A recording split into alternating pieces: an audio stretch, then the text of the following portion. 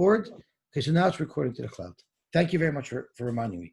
So again, yesterday we learned that Rav understood the Chachamim, the Tanakama, who said that the maximum height of a doorway as being 20 amas, the maximum width of a doorway as being 10 amas. We know that because we find a doorway referenced in the Torah, which is the doorway of the Heichal, and that's the largest doorway ever found in the Torah, and therefore we limit the size of this virtual doorway that we're trying to create at the entrance to the Mavli. We limit it to 10 amas wide by 20 amas high. The very last thing that the Gemara discussed was the Tzuras HaPesach, how wide it could be.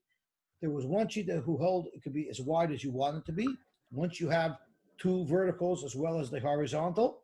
And Rav said, since he learns it from the doors of the Heichal, and the doors of the Heichal had a Tzuras HaPesach, and even with that configuration of Tzuras HaPesach, it was still limited to 10 amas wide, and therefore that is the maximum size, 10 amas wide, 20 amas high, and that's the only thing you're allowed in the movie. Today, we're going to learn another approach, which is the approach that Rav Moshe Weinberg brought up, that it has nothing to do with comparing it to a doorway. It has to do with at what point do we no longer notice this board that's going across the top. The whole purpose of that board is that when you walk in, you know there's a distinction. How high will it be? You could no longer detect, your eyes no longer focus on it, and therefore you don't even notice that distinction. That will come up later. But in the meantime, starting from the second to the last word at the end of Taf Beis Beis, Elamayata, based on Rav's approach, that it's all based on the dimensions of the door of the Heichal, Loi Tahanile Amalastera. An Amalastera, the ArtScroll gives a very good example of it. The entrance to the Ulam, we know, had a very nice architectural feature. And what it was very simple. The opening to the Ulam was 20 amas wide. Above the top lintel of the doorway, there was a beam, a beautiful cedar beam that was 22 amas wide. So it hung over 1 amma on either side of the door. Above that, there was another lintel that was 24 amas wide, and then 26, 28, and 30. So when you walked into the door, you saw that beautiful feature above the door, which definitely attracts the eye. So the question is, can you make a doorway that's taller than 20 amas if you have some architectural feature that's going to attract your eye? According to Rav, who says that the doorway of 20 amas is limited to 20 amas because that's the way it was in the Heichal, and at the Heichal, the Gemara is going to argue, also had this architectural feature, and yet even with this architectural feature, it was still limited to 20 amas. According to Rav, 20 amas should be a hard limit, and it shouldn't be increased with this architectural feature. Yet we're going to find a brisa that says that with this feature, you could increase it. And that's going to be a steer to Rav, because Rav holds that the door of the Heichal is limited to 20 amas, even though it had this feature. And that's what the Gemara is going to get involved in, although it's going to be a little bit roundabout. The feature of Amalastera should not work. Ta'ika Amalastera. Does anybody want to help me pronounce the word? Amaltera. The Heichal Amaltera Havale. The Heichal had an Amaltera. Now don't forget, I mentioned that the Ulam had an Amaltera. The outer doorway had an Amaltera, not the inner doorway. But the Gemara here is arguing the Heichal Amaltera Havila. The Heichal had the Amaltera. Fafilu Hachi, and even though it had the Amaltera, it was still limited Esrim Amahu de Gavoya. It was still limited to 20 amas. So according to Rav, that it's a hard prescriptive comparison to a doorway, even an Amaltera should not allow us to extend it above 20 amas. Ditnan we learned, Chamesh Amalterois Shel Mela Hoya Al Gabov. There were 5 rows of these beams, and Rashi, these beams even grew nuts out of them, They were very beautiful and unusual beams. They were stacked one on top of the other. Zula Mila Misu, each one a little wider than the one below it. Zula Mila Misu. So frankly, more, why are you asking me from this case, behind my tiyufta? What does that have to do with anything? Dilma, Kitan Yahid, the Amalterois is Be'ulam Tanya. That was by the Ulam. You don't find that the Heichel doorway had this feature. The Ulam doorway had this feature. Behind my cushion, Zokt Gemara, that's not an upslug, because if the Ulam door had it, for sure the Heichel doorway had it as well. Dilma, and we know normally we touch Dilma as maybe, but here Dilma means a different thing than it means all over Shas. And here Dilma means for sure, Tavnis Heichel ke Tavnis Ulam. Surely, if this was the architectural method, if this is the style, if this was the style of construction of doorways at that period where they made Amalterois, surely the Heichel must have had the same design. Dilma Tavnis Heichel ke Tavnis Ulam. Clearly, we can assume that they had the same design. And if that's the case, if the Heichel door had that design, Alam Amar Rabbi Loi Amar Rav, why did Rabbi Loi say the name of Rav? That Roch V'Dalet, Rav said two kulas. The first kula we're about to list is not relevant to our sugya. Roch V'Dalet, imagine you have a 2x10. Does everybody know what a piece of lumber is? It's a 2x10? And a 2x10 is a typical floor joist. If you take a 2x10 and you lie it on its side, it's going to be about 1.25 inches thick, and it's going to be 8 inches deep, because a 2x10 is about 8 inches deep. So that's what we're talking about. Rav Chvadalit. Let's say you had a kair on top of a mavi that was very wide, like a 2x10 lying on its side, actually a lot wider than that. But Ava B'Shein Bria, even though it's not thick at all, maybe it's only an inch thick or even less, that's going to be a kosher kair. That counts. Now that's not relevant to us. What is relevant to us is the next halacha that Rav said. The im yesh lo amaltera, if it has this architectural feature, afilu gevaya yoser me'esrim ama einoi tzarich l'mayit. The fact that it has this architectural feature that attracts the eye, that waives the 20 amma limit, and it allows us to increase it. Now that's very schwer, because if in fact that allows it to increase it, like Rav is quoting here, then the door of the Heichel should have been bigger than 20 amas, and it's not. And since Rav said that the largest doorway you find that we could compare the Mavi to is the door of the Heichel, it should still be limited to 20 amas, even though it has an amaltera, just like the door of the Heichel. And that is the problem that Rav has. There's a big difference between the two things. One is a definition of what's a door. So that's 20 amas. Then there's another thing, which is negei tus. It's not negei to the ulam. When it's negei tus, is can you notice something? Does an amaltra give something an extra notice? But the problem is Rav doesn't care about notice. Rav said it's all about defining a door. It doesn't matter if you notice it or not. Rav holds that you define a door. It doesn't mean that a maltra makes it a door. It just means a maltra doesn't make it a door. We're saying, and no one's saying that an maltra makes it a door.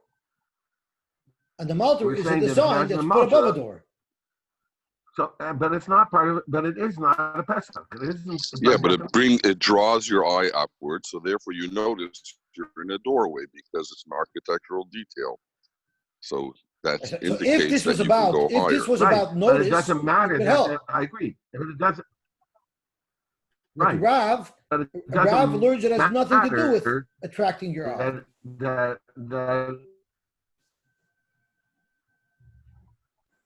Is it my internet that's bad? Because I couldn't hear what Rav Moshe said. Okay. Yes, I said okay. I said okay.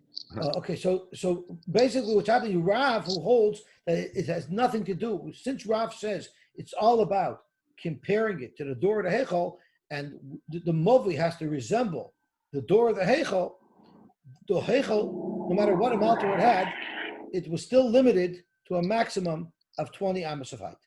So how could you allow a Yeah, see? variance? I'm sorry. Yes. No, so finish your sentence. Sorry, I thought you were But how finished. could you allow a variance just because it has this design? It doesn't matter if it has this design. A doorway, even with this design, is still only 20 amos because the Heichel had this design and it was still limited to 20 amos. I'm a little confused about the difference I'm not between able the to hear Heichel you. I'm and the not sure if it's Ulam. I my do remember internet. seeing a picture. Oh, Could you repeat no, that, it must be. please? Can any, It's your internet. I hear him clear. It's my internet? Is it my I Yosy? hear him. I hear him perfectly. So then it's my internet. So give me 1 second to adjust my internet. I'm sorry. Give me 1 second. the antenna over there to your left, Yosy. Pull it to the left a little. No, it just means that if I steal my neighbor's internet during the day, We need to get him while some he's good using it, I might old-fashioned get rabbit confused. ear. It might help if I open my window. So it's back in the neighbor. 1 second. Let me see what I can do. See, my internet is way too slow. Let me try my internet for 1 second. You're coming through clear, and we can see you. Can We you can see hear what me a nice now? tie you're wearing and everything. Yeah. Okay, so I just switched to my own internet. So maybe that's better. Okay, so I'm sorry. So could you No, repeat what you said last? yeah. 'Cause I missed I it. don't know. I don't know if it's relevant, but you know the difference, where the ulam is with respect to the heichel, and I understand the base. We're talking about the base mikdash for sure now because that's where you had that antechamber or something like that. Do you have a whatever that may be? His internet is really good. I got thrown off my internet, so I have to go back to my neighbors. Okay, so I'm back on my neighbors. Can you hear me? Yeah. You could. Okay. Yes. So just define clearly, or show us a diagram, or at least, or if it's not important, forget it. You know where the heichel is with respect to the ulam, and was that the wider part of the building? The widest part of the building is the ulam. So when you walk into the building, at first it's much wider, and then as you continue to walk, it becomes narrower.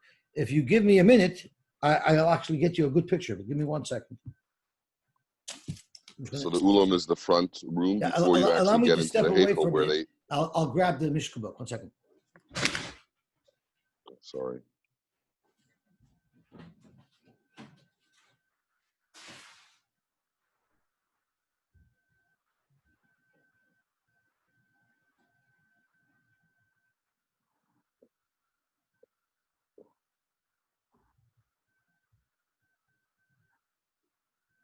So were these planks lying flat? Did anybody understand that? The planks that make the design, they're lying flat or standing up, or it doesn't make a difference? I don't think it should really make a difference.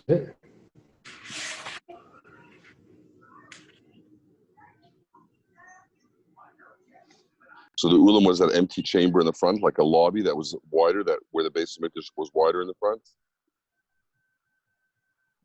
Yep. Okay. So the first doorway would be the doorway into the ulam, and then there's a second doorway from the ulam into the heichel? Is that what? Yeah.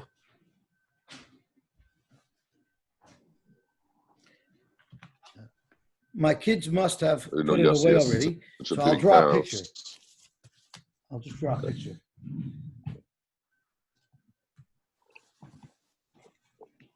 So the way it looked was, if you're looking at an aerial view of the Beis Hamikdash, this is what it looked like. Here was the Mizbeach, here was the ramp. So you walked in through here. So this was the doorway of the Ulam, and then here was the doorway to the Heichel. So if you were looking at it from a front view, it would look like this. This would be the opening to the Ulam, and then inside, there would be the opening to the Heichel. And then the feature of those beams were above these doors.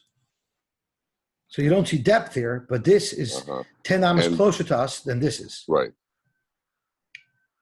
Right. So the And 20 what amid what are the doorway is this dimensions doorway of the here. doorway to the Ulam? Can you say that again? The first one? Oh no, the second one, the one in the But the Heichel. Yeah. smaller door Oh, is so the 20 second doorway amasai is by 10 20 amas amos wide. by 10. Yeah. And the bigger one? The bigger one was 20 amas Do wide we by know the 40 bigger amas one? high. So it was So double the size. it was the scale. And that gave it depth. Very nice. Okay, And now the question okay. is the question All that right, but Gemara discussed when they earlier, that this is which not one are they considered a referring door, to? only this is called a door. So Rav learns Why the that did the first one have doors on it? no, did not. But that's not why it's not called door. The reason why it's called a doorway is because we found psukim that refer to this opening, the smaller opening as a doorway, and we don't find psukim that refer to the larger opening as a doorway, according to the way Rav understood the Tanakama. Wow. So Rav understands the Tanakama is that the reason why we're limiting the opening of the Mavit to 10 wide by 20 high is because the largest case in the Torah where you find the Torah refers to a doorway is this doorway, and this doorway is only 20 amas high. Got it. Thanks. So since it's all prescriptive in nature without a svara, then it doesn't matter what's on top of it. The prescription still says 20 is the maximum. Yet we have another brisa that says that if there is a feature that draws your eye's attention to it, you could go bigger. And that's inconsistent with Rav's approach to understanding the Mishnah. So Zok the Gemara, Omar Rav, Omar Yosef, Amaltara, what was it again? Amaltara. Amaltara Masnisahi. You're asking me a kasha from this halacha of Amaltara that's a brisa. Well, if it's a brisa, how do I know that it's a reliable brisa, and I could assume that it's not mistaken? Man katanila. Who is the person who cited this brisa? It wasn't Reb Chia and Boishia, who we know their reviewed brises are all reliable. Who said this one? Amar Abaye v'chama b'rei derabba baravua katanila. Meaning that this brisa is from a reliable source, and since it's from a reliable source, we have to reckon with it. So now we have a problem because, on the one hand, we have a brisa that says Pischa Shel Ulam, and Pischa Shel Heichel. I'm sorry, we have a brisa that says Pischa Shel Heichel, and on the other hand, Rav is bringing over here a brisa that says that if there's a feature on it, you could go bigger. Zok to Gemara, V'tik Shel Rav. So now we have a problem with Rav because the way Rav learns, the fact that it has a feature shouldn't make a difference. Omelach Rav, why are you looking at me for? Dal anamahocha. Take me out of the equation. Misnaisa mila kashna dadi. Anyway, you have a problem with a steer in Mishnayos. This has nothing to do with the way I'm understanding the Mishnah. The Mishnah, regardless, is a steer. And Rashi explains how. Because if we go back to Beis Amid Beis, to a brisa that was quoted yesterday, the brisa says beferish that it has to do with the Pesach of the Heichel. Because the brisa says, Movi shahu gavoya michof ama, and then the brisa sticks in the following words, Yoser mi Pesach shel Heichel. So I'm not linking it, Zok Rav, to the Pesach of the Heichel. The brisa is linking it to the Pesach of the Heichel, which is limited to 20. And once you say it's limited to 20, it's going to be shver, the fact that since there's an amaltara, it should allow the size to increase. So don't look at me, says Rav. Don't look at me. You anyway, independent of me, have a problem with these two brises. So how are you going to, for the steer in the brises? You'll say that it's a machlokes tanoim. The brisa on Amud Beis says 20 is a hard limit, and the brisa over here says that if there's a noticeable feature, you can increase the size. And in fact, it's a machlokes tanoim. So l'didinami tanoi. So I could agree with what you would have to say, independent of me anyway. And at this point, the Gemara departs from what we've been saying until now, which Rav held that it was a hard prescriptive limit of 20 amis, and we get into what Moshe Weinberg was introducing to us yesterday. Rav Nachman bar Yitzchak Amar, Below Rav, if we didn't have Rav's halacha telling us that the reason for the Rabbanon is because there's a hard limit of 20 based on the doorway of the Heichal, Misniyasa Ahadodi Loy Kasha. This is all about Rav, because without Rav, there is no steer at all. Because there is no hard limit of 20. Because the Rabbanon, Koira Taimamai, what's the reason why, according to the Rabbanon, the height limit for the Koira is 20 amis? Mishum Akera. It's all about if a person could notice something that's high, or is it out of his scope of vision. The high dikatani, yes, you're going to ask me what Rav said, that the Brisa on Omid Beis links the 20 amas to the Pesach Shel Heichel. That's not telling us that that's the reason for it. It's Simna Ba'alma. It's merely a Simna Ba'alma, meaning how Mishnayos are written so that people can easily remember them. To remember 20 amas is a shir, it's just another piece of information. But if we could link it to something that people are familiar with, like the doorway of the Heichel, it will be easier to remember. But the Brisa doesn't mean to say that the reason why 20 amas is limited is because it's the biggest doorway like the Pesach Shel Heichel. No, it has nothing to do with the Heichel. The Brisa just says Pesach Shel Heichel to help us remember the shir of 20 amas. But the reason for the shir of 20 amas has nothing to do with the Heichel. The reason for the shir of 20 amas is because Chazal made an assessment that people will be able to notice something that's 20 amas from the ground. Once it gets higher than that, a person's vision does normally not focus in that area, and he won't notice it. And now that we explained our Mishnah with this new concept, it now opens us up to investigating all the other places in Shas where there is a height limit and link it to this, that it's all based on what people notice. So theoretically, if there was like a big lit up light there and the flashing lights, and it was 45 on the side, would that do it? Is it like that's an amalter? Absolutely, because that would be an amalter. It would be a feature that attracts your attention to that area. I believe this flashing neon light is precisely what an amalter is. It's something that attracts your eye there. Rav Nachman bar Yitzchak. Yosy, would you have this heter by a sukkah also? That's exactly what we're discussing now. Okay. Rav Nachman bar Yitzchak, now that it's all about noticing it, and this is what Rav Moshe hinted to us yesterday, now we can look at the rest of Shas. Rav Nachman bar Yitzchak, Hanicha iloi svir lehadarabba. It would make sense what you're saying if you didn't agree with the halacha that we're about to quote from Rabbah. If you're going to agree with what we shortly will mention in the name of Rabbah, then you have a problem. The Rabbah, Ksiv by Sukkah, exactly like Rabbi Leo brought up. Why do we sit in the Sukkah? The purpose of Sukkah is for us to remember. We have to look at the Sukkah and remember. Ad Esrim Amo, Zukt Rabbah. Adam Yodeh Shadar b'Sukkah.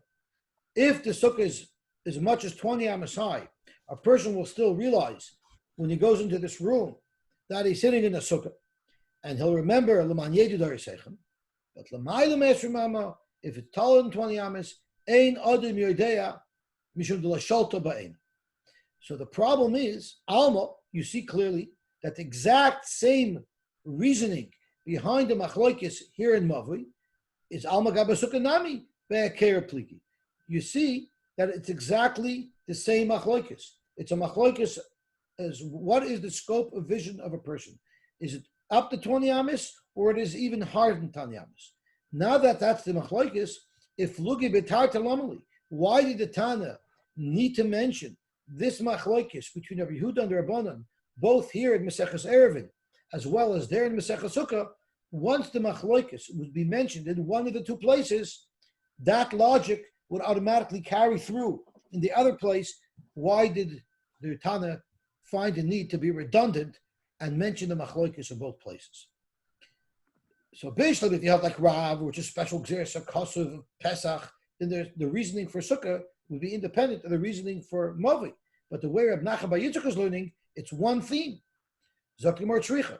Even though it's one theme, there are variances between There are variables by sukkah that are different than the variables by Eruvin that the Tana saw the need to express the machlokes in both places. If the Tana only told us that there's a machlokes by sukkah, but how come Rabbi Yehuda? Maybe only by sukkah will Rabbi Yehuda say that even if it's taller than 20 amas, a person will still notice it.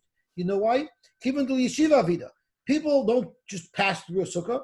In your sukkah, you park. It's a dearest kva for that week. You're sleeping there, you're eating there, you're parked there. So you look around, you check it out. Shota beina. So you'll notice its features, you'll notice the schach, even though the schach is 20 amas high. Aval mavi de lehilachavit, mavi is a place where no one lingers there. People are just walking back and forth.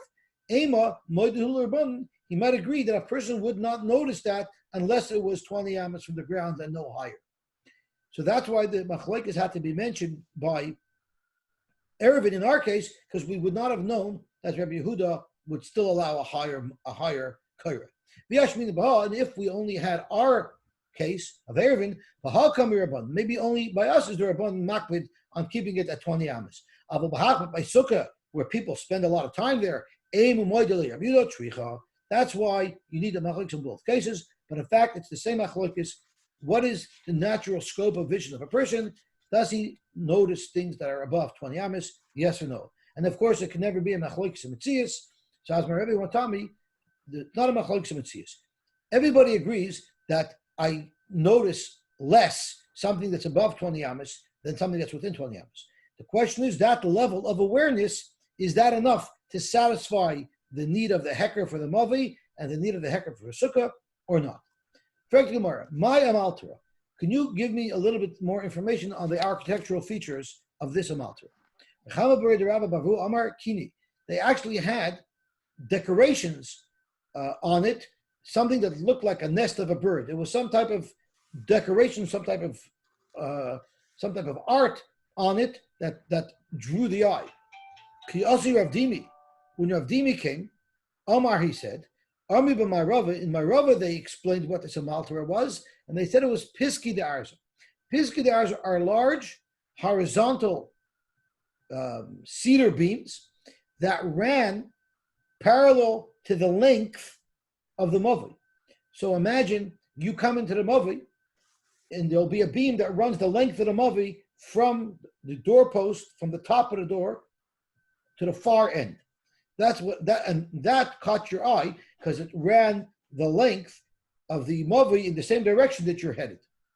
Zok to Gemara, this piska de arza is not quite as noticeable. It doesn't stand out quite as much as a decoration on the beam itself. So therefore, the Gemara says, Mandamar piska de arza, anybody who would hold that these beams draw your attention, kol kine, surely this decoration which grabs your eyes much more. But Mandamar kini, the Mandamar will hold that only something as prominent as this special design attracts your eyes. Our piska de arza, if it was merely those extended beams, those would not be enough to catch your eye. In fact, the Gemara, Umanda Omar Paska de arza, the Mandamar will hold that since there's a beam going lengthwise in my direction, that catches my eye. My time, and what's the reasoning why it catches my eye? It's long and it's straight, so I can see it going. I see it extend out from the doorway. Well, if that's the case, the sukkah, where the schach does extend across the entire roof of the sukkah, the novice mishche, when I walk into a sukkah, even though the schach might be more than 20 amas high, but that schach extends right across the room to the opposite wall, shouldn't I notice it just like I would notice the piska de arza? Nevertheless, the Kami Rabbanan, the Rabbanan said if the schach is above 20 amas, it would not be noticeable. Why is it different than the Paska de arza, which are noticeable? Elakivan de kachoshev is lekala. Just having a roof that extends out in front of you, that's not distinct enough to notice. Paska de arza, it's not merely the fact that they extend out in front of me. They're also big, expensive beams that catch the eye more, and it's both features combined. A, what these things are made out of, and B, that the fact that they extend out in front of me, that's what creates the noticeable situation. But schach alone wouldn't work. Now the Gemara is an interesting shaila. Yosy, somebody could argue and hold that if you put nice sukkah on the top, And your sukkah could be even higher than 20, should be also good. You have nice decorations on the top. Very possible. Yeah, very possible. Very possible. That would be like an amaltera. So Well, the like question is, kini. what qualifies? I don't know. It's hush like kini, like something like it draws your eyes. In theory, that would work. I agree. Yeah. Okay. Zok the Gemara, mixas koira b'soichetzrim, or mixas koira lamal meshrim. What if your beam was thick, and if I measured from the bottom surface of the beam to the floor, I got 19 and a half amos.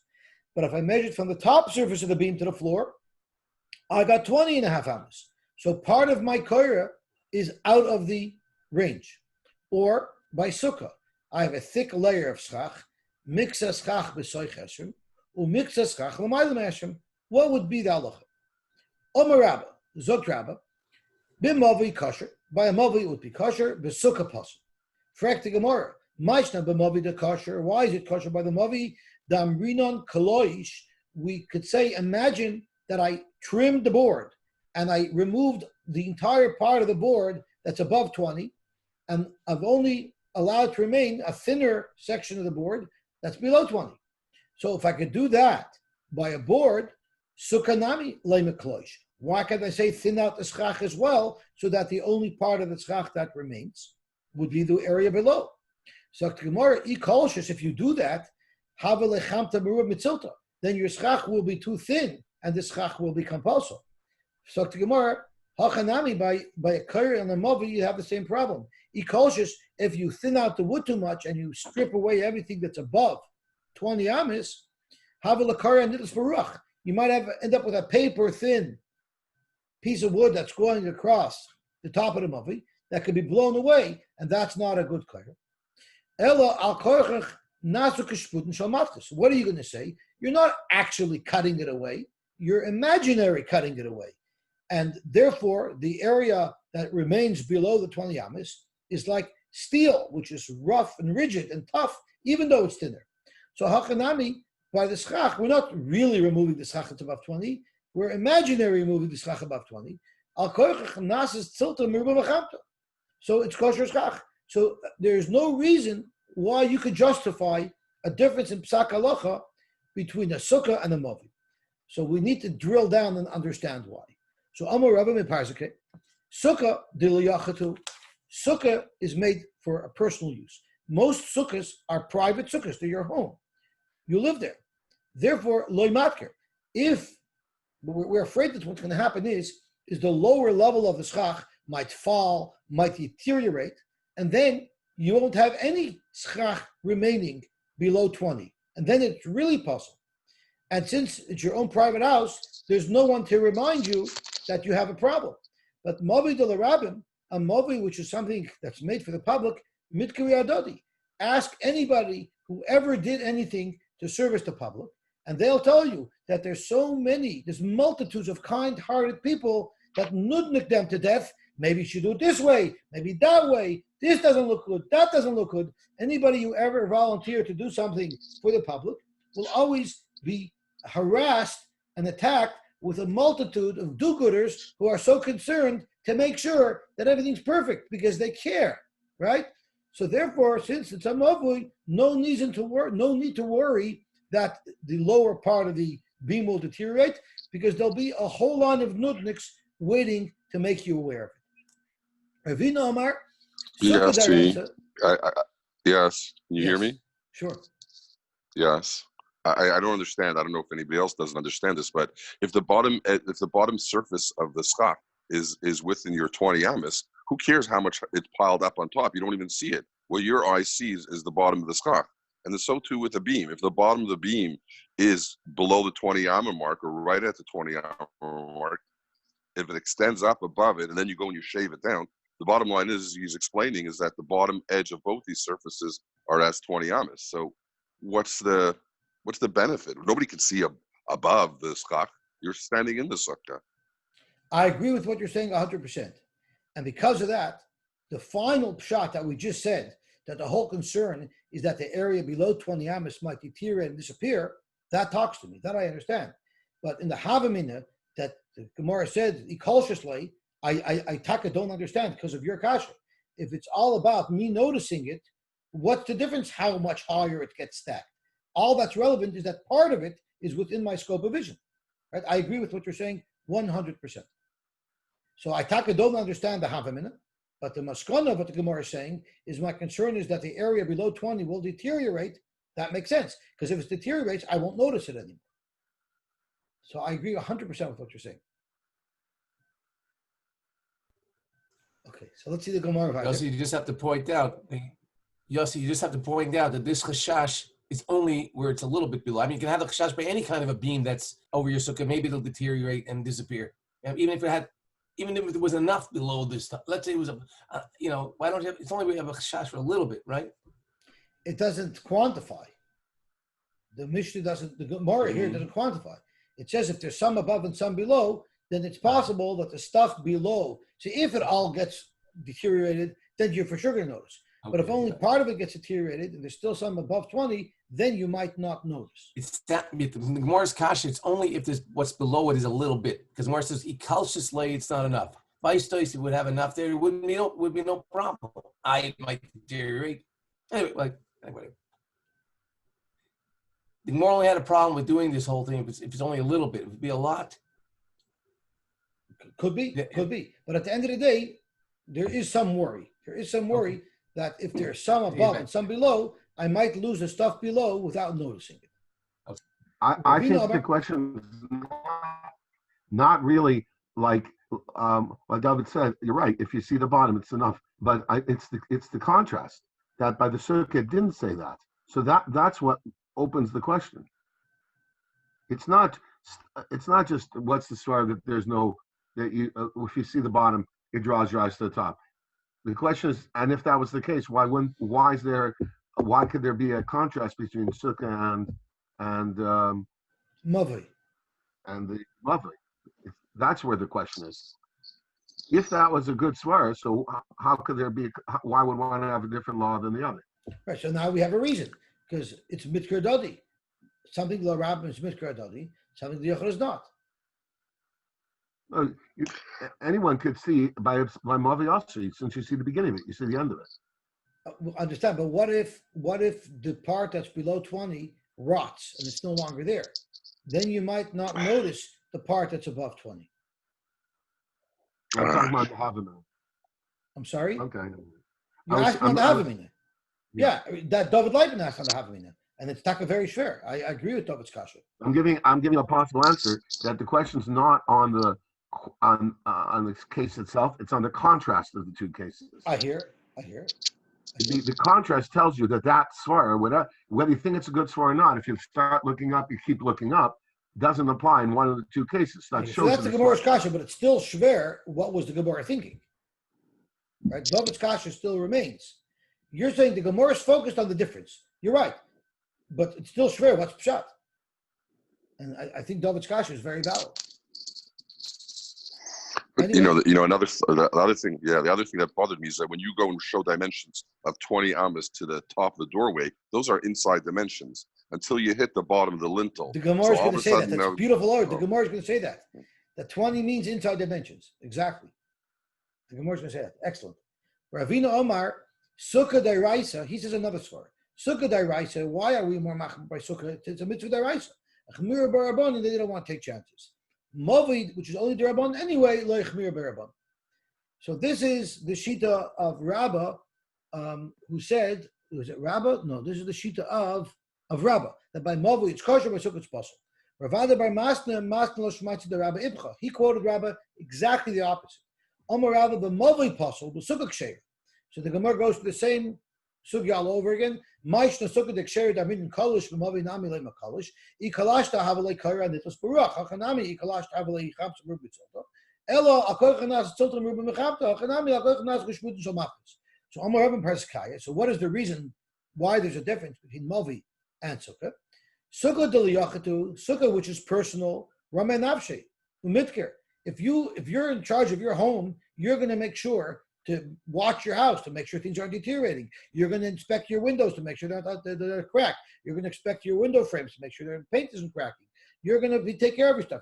You're the sole person who's responsible. If you're responsible for the ammonium nitrate, it's in a port, you're going to make sure that it remains safe. But Movi, a Movi de la Rabbimhi, Movi is a public thing.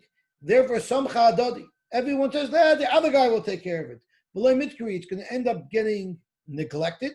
If anybody ever walked in now, I don't even remember, such a long time ago, but if anyone remembered what the Aguda kitchen, coffee room looks like, Shabbos by Mincha, they'll know what it means that since there's multiple people using it, everybody thinks the other guy's going to clean up. So in the meantime, there's kugel pans and herring and cups and sugar and sweetener and packets. Oh, why? Because Yenner's going to take care of it. Why should I worry about it? So the same with the Movi. Since there's always a Yenner, nothing's going to get done. The Amri Inchi, like the famous saying, if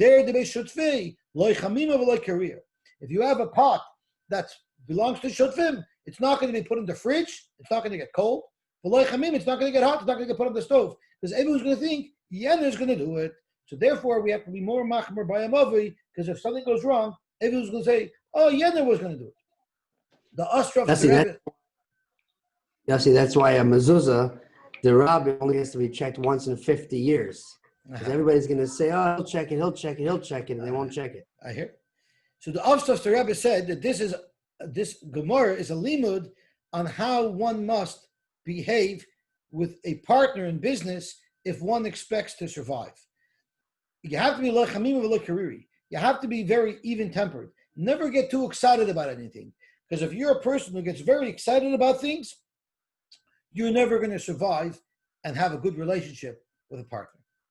Ravina Amar. Is there any difference between these two listeners? Yeah, really? The huge difference. According to one lashon, by Movi it's mutter, and by Sukkah it's possible. And according to the other lashon, it's exactly the opposite. By Sukkah it's kosher, and by Movi it's possible. They're polar opposites of each other. Ravina Amar, Sukkah deraisa loy boy chisik. Sukkah, which is a deraisa, people take it very seriously. They didn't need to be so strict, because naturally people are going to be more niser on the mitzvah of Sukkah. But Movi derabanan, boy chizik, and that's why they were extra strict with it. So my havi Allah, lamaisa, what is the psak halacha? Rabbi Bar Baravula Amar Zev is a puzzle. They're both puzzle. But we pass them like Rabbi Amar Zev is a kosher. Rabbi said they're both kosher because of David Leitman's svara. David Leitman said before, he was medayik beautifully, that it's Chalal Sukkah Tnan, Chalal Movi Tnan. When the Mishnah says 20 amis, both by Sukkah and by Movi, it's not talking about the top of the beam, it's talking about the free airspace. You have the free airspace of 20, so clearly the beam sits right above the 20. So therefore, if the beam is straddling the 20, for sure, it's going to be good. So that was exactly what David Leitman said. Amalei Rapapal Rabba, Tanya de Messiah, and I'm even going to bring a riot to you, because the Brisa says, Movi shu gavoya me esru mama, yoiser mi pischa shel hechel. You might. The hechel gufay chalal esrim. Exactly what David Leitman said, that the halal of the hechel is 20 feet clear, and that's kosher.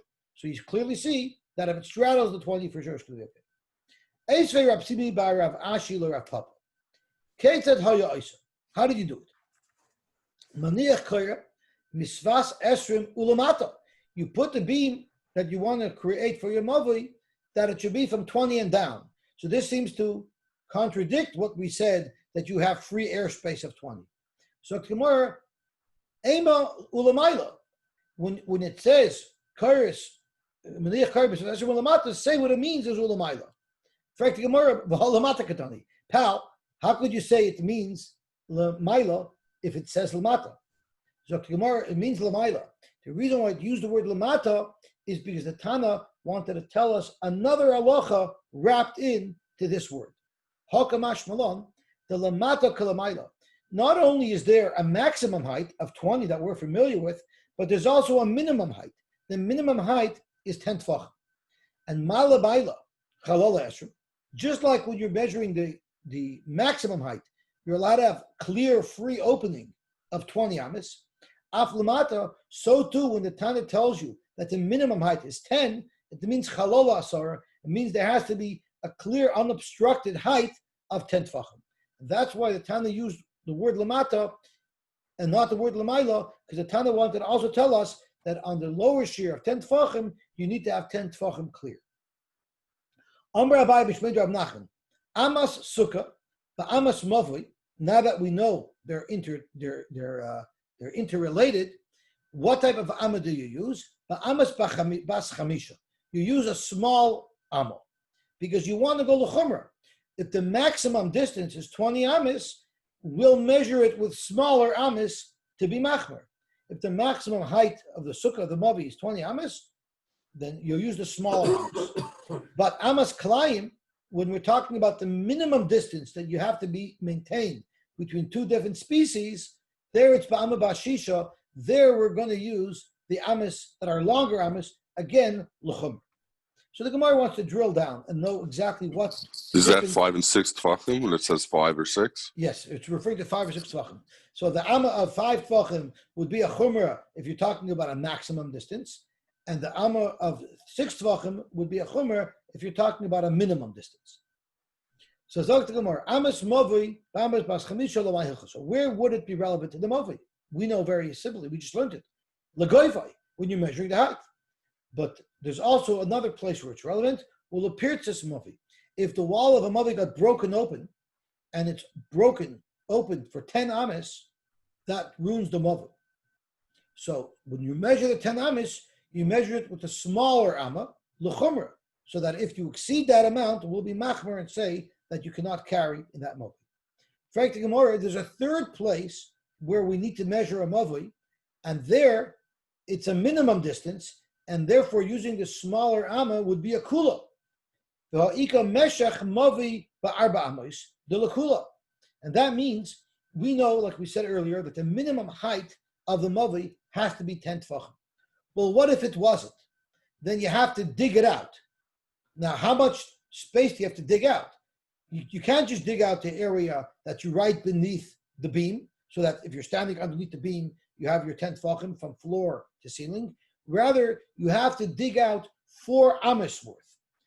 Now, if I'm measuring 4 amas, a minimum of 4 amas that I have to dig out, it's a bigger chumrah to learn that I'm measuring it with bigger amas, not smaller amas. But since you're stating that the amma that we use for mavi is always a smaller amma, it's going to come out of kula. But you can measure mavi by 4 amas to the kula. So to Gemara, you're right. But Rav Nachman's going to hold command the Omer by 4 tefachim. Rav Nachman holds that you don't have to have 4 amas dug out. It's enough to have 4 tefachim dug out. So there is no measurement of amma used over there, and therefore I don't have to be concerned. And I can say that all the amas that we use for mavi are all the smaller amma. Or you could say ba'arba amas, that even the meshach mavi has to be 4 amas. So now you see there's certain amas that you can't use the small amma, you got to use the big amma. And when Rav Nachman said that the amma that we use for measuring a mavi is the smaller amma, he meant most of the measurements. But there actually is an exception. When you're measuring the size of the mavi, there you have to use the larger mavi, the larger amma. See, what about the height? What about the height? It'll come out. It's a cooler for using the height if you tell the smaller one. No, whenever it's a minimum measurement. No, I mean the height. You got to be. It's the bigger one. More than 10 tefachim high. Right. So the small one. That's tefachim. You're not using amas there. See, if it's not a measurement that the shear is in amas, it's not an issue. Got it. Zoktimar amas sukkah, amas bachamisha. Again, our sugya. Lamayach zolagayva. And ledoifin akuma. What is doifin akuma? A picture says 1,000 words. We have a beautiful art scroll that says as follows. We know the halacha is that if the schach is more than 3 tefachim away from the wall. So for instance, if you build a sukkah up against the wall of your house and your schach doesn't come right up to the wall of your house, your schach only comes to 2-3 feet away from the house. That's possible. You know why? Because the schach is not coming up to the wall. So that wall cannot be counted as one of the 4 walls, one of the 3 walls of your sukkah. But if there's some posula schach there, so it's not airspace, rather there's something solid there. So instead of having airspace, you actually had a board or something solid. Then what we say is we make believe that the wall was crooked. And we make believe that this is an extension of your wall. Now, how much space would we allow you to say that it's a crooked wall? Up to 4 amas. So when you're measuring these 4 amas, you use the smaller shear. so that we're being strict and we're not letting you have too much. We're not letting you have too much of a doifen akuma. So that's the second place. So the two places where it's relevant to use the smaller amma for sukkah is when you're measuring the height and when you're measuring the doifen akuma. Frek the Gemara, va'ika meshech sukkah ba'arba amos. What about the minimum size of the sukkah, which has to be 4 amos, and there if you use smaller amos l'kula, the Tanya Rabbi Omer ani kol sukkah she'en ba dalar amos al dalar amos psula. So Gemara Rab Nachman could hold like the Rabbanon, the Amri, afilu einu machzeket al roishai v'rubai v'shulchanai. That's big enough for a sukkah, where the measurement is not an amos at all, or similar to what we said before, the boy said and you need 4 amos of a sukkah. And even though Reb Nachman said that the amma of the sukkah is a small amma, he means roiv amis ka'amar, that it's a small amma. But some amis, when you're measuring the minimum size of the sukkah, there you must use the larger amma. And then the Gemara says, amas klaim bama bashisha. The amma of klaim, which is the minimum distance that has to be between the two different species, has to be 4 amis, or however many amis we're going to discuss shortly. That is the longer amma. Where is it relevant? So if there's a place in the kerem where some rows were missing and you want to plant another species in the area where there's missing rows, or if you're talking about the edge of a kerem up against the wall, if there's some dead space there, you'd want to plant some other species there. And the Gemara is going to get into the details of how this works.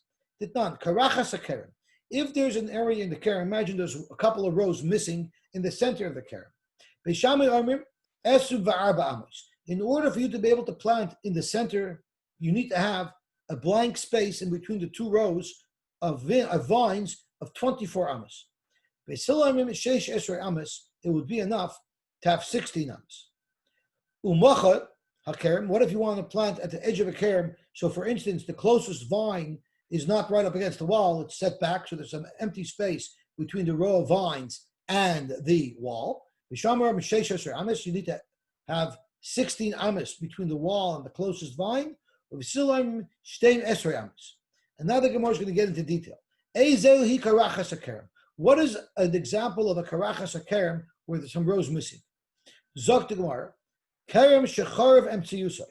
So I want to stop looking at the words of the Gemara, look and analyze the picture, and then we'll be able to easily understand the Gemara. So this is a vineyard.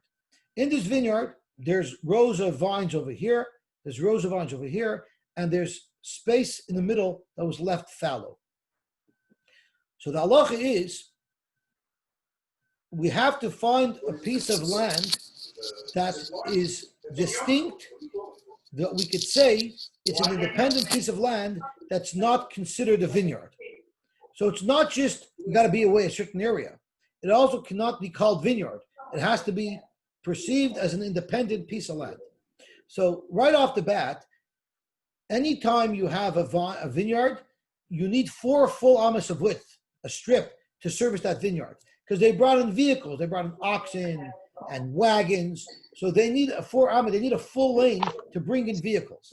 So the 4 amos that's adjacent to any vineyard is called vineyard, even though there's nothing planted there, but it has the name of a vineyard. Then we also have a rule, according to Beis Hillel, that no land is considered an independent piece of land if it's not at least 4 amos. A land that's less than 4 amos doesn't have a chashivas, and it'll automatically be bottle to the area that's right beside it. So what we do is, Zok Beis Hillel, is we draw a virtual horizontal line across this piece of property. Now, if it's 8 amos wide, then I have 4 on either side. 4 on either side, the 4 on this side will not get swallowed up by the vineyard on this side, because 4 amos is an independent piece of property. The 4 amos on this side will not get swallowed up by the vineyard on this side, because it's an independent piece of property. But if I only had 7 amos in between, then we would say that this side would gobble up 3.5 amos of this property, and this side would gobble up 3.5 amos of this property, and this property will not have an independent designation, and therefore you would not be able to plant other items there. Beis Shammai agrees to what Hillel says, except he holds that the minimum parcel of property is 8 amas wide. And because of that, this center has to be 16. So at the end of the day, according to Beis Hillel, there would have to be at least 16 amas from this planted area to this planted area in order to create an independent piece of land in the middle. And according to Beis Hillel, there'd have to be 24 amas between this planted vine and this planted vine in order to create an independent area that could be planted. And for these measurements, you use the larger amma. So now that we see what it means, we can learn it quickly inside. Ezeu karach is a kerem. Kerem shechar v'emtsiyusa. Kerem that in the middle of it there was some rows left empty. Ein sham sheish esrei amas. If you don't have 16 amas, lo yavi zera l'sham. You're not allowed to plant a foreign plant over there. Hoyu sham sheish esrei amas. If you did have 16 amas, then nois lo kedei vodasai. On either side, you give 4 amas to the vineyard. Those are buttons to the vineyard. And then the center, 4 amas for Zerei Asamoshe, you can plant the rest. I mean, the center, 8 amas you can plant. What is a Machoyla Kerem? Again, we can look at the picture for that. It's exactly the same thing, but the whole thing is cut in half. Because instead of being surrounded by vineyard on both sides, you only have a vineyard on one side. On the other side, you have a wall. So it's the same thing. There's 4 amas against the vine that you have to leave as a service area. There's 4 amas against the wall that you never plant in against the wall. And then you have the 8 amas in the center. Zok the Heilige Gemara. Ve'zol mechala kerem, bein kerem together between the planted vines and the perimeter fence. Ein shom shtei meser amma. If you don't have 12 amas, lo yavi zera l'sham. Hayu shom shtei meser amma, noisin l'kedevet. Also, you leave 4 amas off of the kerem. V'zerei es hashar. Frek the Gemara, you're right. For what you're measuring to create a minimum distance, I understand why you use a larger amma. But there's another measurement in a kerem that using the larger amma will in fact be a kula. And that is Ritzufa. Normally, whenever you plant rows of vines, you have to be 4 amas apart so that you can get your truck in between to service them. If one planted a vine, there was only 2 amas in between each row. Reb Shimon holds that's not a vineyard, because that's a vineyard that's going to be uprooted. So we don't even give it the designation of a vineyard. A